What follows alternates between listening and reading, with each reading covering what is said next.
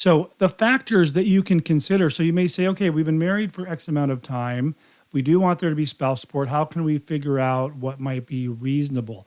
There's some factors that the court would look at. Now, again, we're talking about if you go through an amicable divorce, but if you're going to go to court, the judge for long-term support would look at several factors. They're not going to just run a calculation, a dissomaster, it's what it's called, report.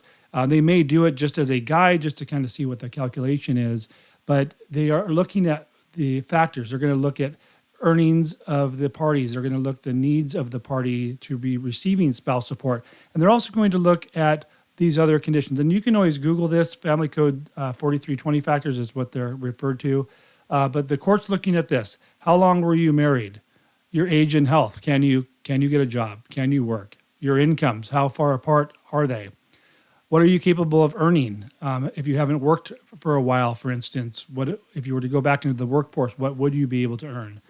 Your standard of living while married. This is an interesting one because I always tell my clients, if you have one set of income, whether you're both working or not, and one set of expenses, one mortgage, one rent, your vehicles and cost of living for living together, the standard of living is always going to decrease for both parties when you separate and you have the same incomes from both parties or just one party, and now you have two sets of household expenses. How much property or debt you each have, okay, like I was saying earlier, if one spouse takes on more debt, maybe you want to reduce the amount of spouse support to be paid to take care of that and even that out.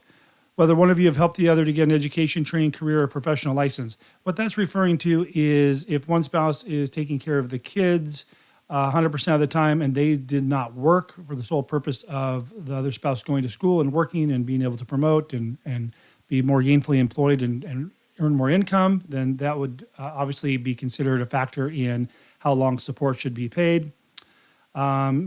History of abuse. We won't go through all these, but you can see what they're looking at, not just the spouse support calculator, but they're looking at more at overall, what was the relationship like, the marriage like, for purposes of coming up with a real good duration that would work and be appropriate for both parties.